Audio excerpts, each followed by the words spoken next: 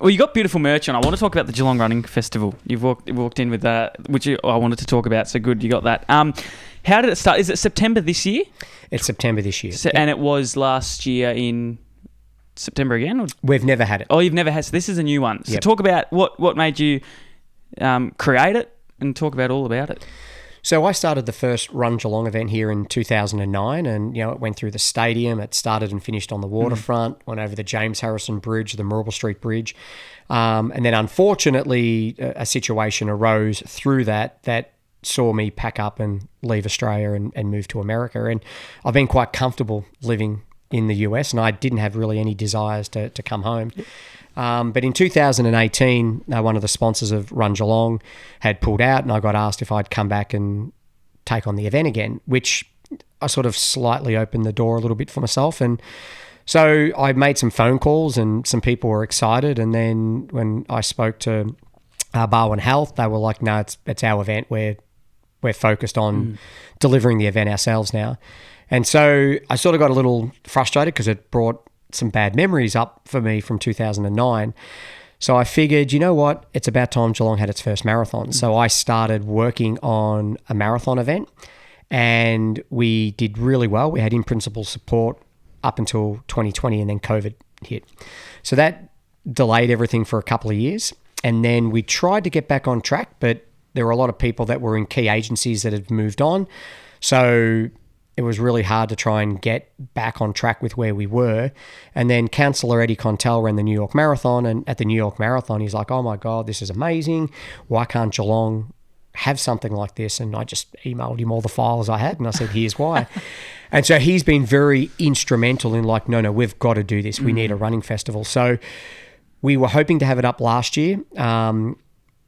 You can imagine it's a lot of work. So this event's going to cost us $1.5 million, and we have agencies such as ambulance, fire brigade, police. We have transportation, which is buses, trains. We then also have the city. We have state government, Vic Roads. We're impacting a lot. So we're talking 6-hour road closures for people.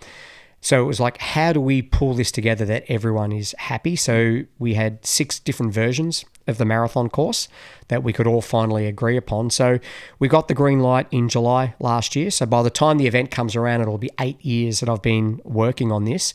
But it's also then giving the reasons for us to come back home. So my wife was pretty keen a couple of years ago to move back. She had sort of got to the point where she was done with the US, and I was still coaching up until the end of 2024.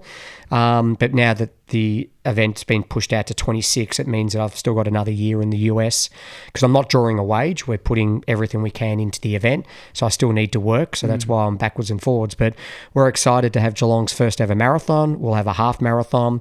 We have an 8K, and all races get to experience the city centre and the stadium.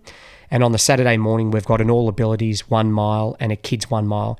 So that'll take place September 20th, and then in 27 we're going to have a 2-day event where there will be a 5K and a 10K on the Saturday and a half marathon on the Sunday. We just couldn't put all those events logistically together and have a great experience for everybody all on one day. So yeah, we've been planning already 27's event, and we haven't even got to 26's. That's great. Well, hopefully it's a good success. I was looking at the website, and it said you've partnered like with some grassroots and fundraised like 250,000. That's our goal. Yeah. So what we've decided to do is stay neutral with a lot of things. Yep. So charity is one of them.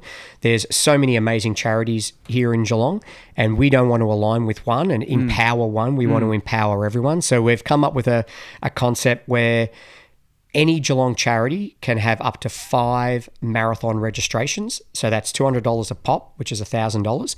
We will give that to them, but whoever they give them to, that recipient has to raise $500. Right. So that would be $2,500 that goes to the charity. We've already given $1,000 in free entry. We hope that they raise more. We've already got 12 charities that are tapping into that. So our goal is to have people that run, whether they're going to be fundraising themselves and getting sponsored per each kilometre or a set goal time.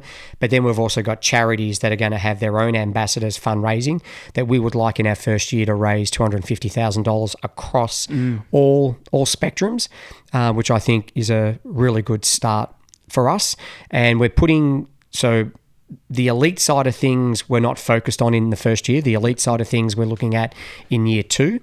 That would require more effort and an additional $250,000 to do that correctly. So we've decided that let's put our effort into the community, which is Geelong. This is their event. And then also put it into the charity to raise money. There's a lot of charities that need support, and hopefully through our event, we can provide that for them. And can people book and run now? Like when can they start booking?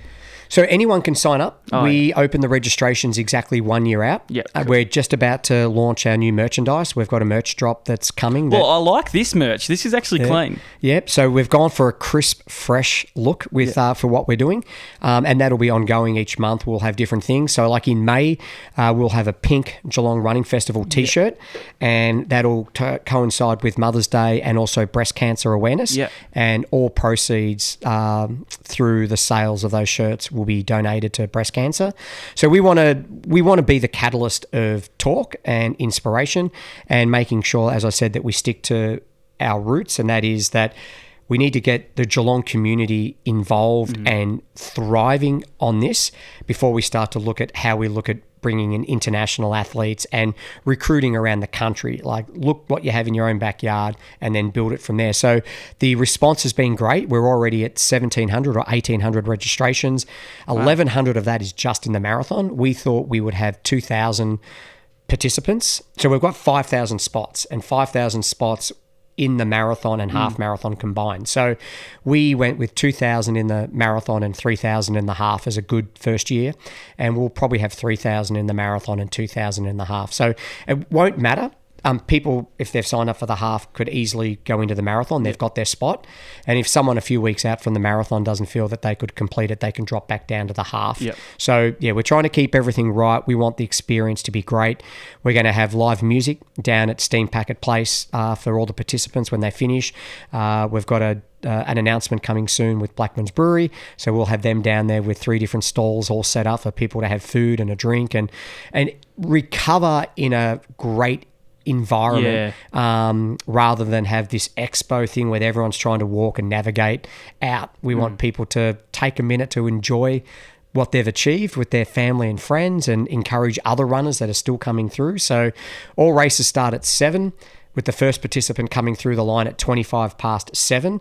And runners will continually be coming through all the way up to 1:30 in the afternoon. It sounds like a great event. This logo, is that the coast of the bay, or is that the track that you're doing? That's Cryo Bay. So the track that, or the route that it will be taken for the marathon, you said through the CBD? Starts on the waterfront, goes around the waterfront, through Rippleside up into St. Helens in North Geelong, crosses over just behind the back of the basketball arena, and then goes along Stubbs to Ballarat Road, over the Telegraph Bridge, so we cover a great section in there, onto the waterfront.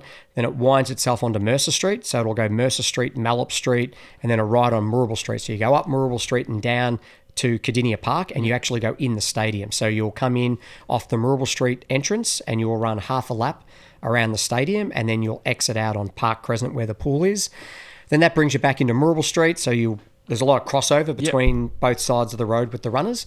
And then that brings you into Brougham, take a right on Brougham and up into Eastern Park. And then as they go around Eastern Park, the half marathoners will stay in Eastern Park. The marathoners take a right out onto Limeburners, and then they'll follow that all the way out to Point Henry, and then come back in. Gotcha. And then both races then wind their way back down onto the waterfront. So all start and finish there.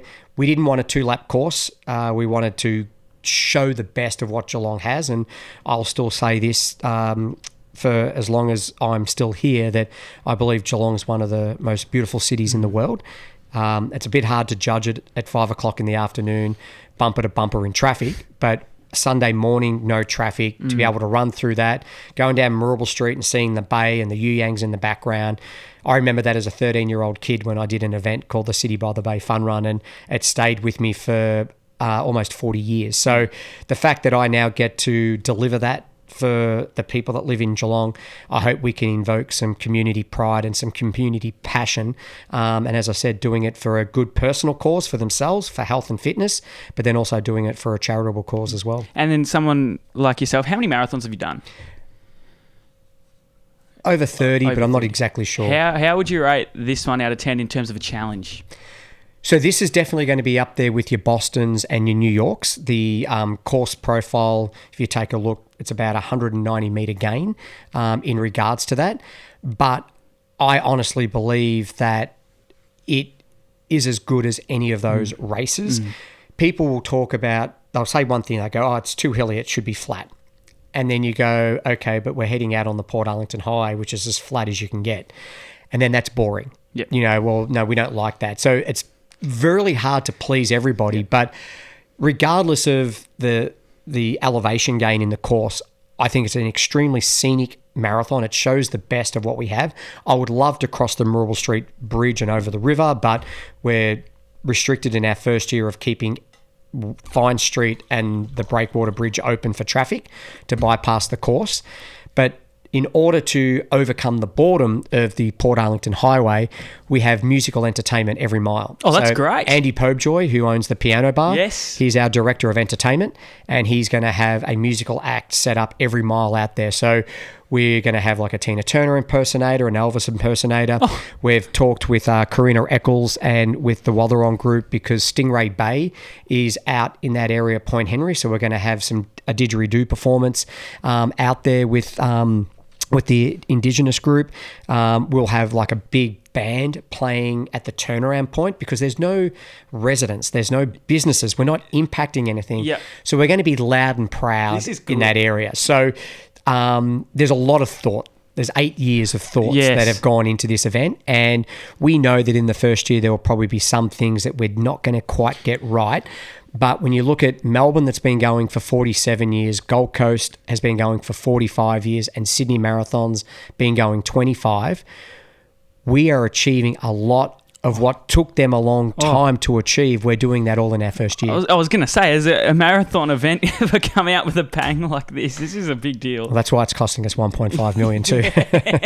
For sure. Well, it's going to be a great thing.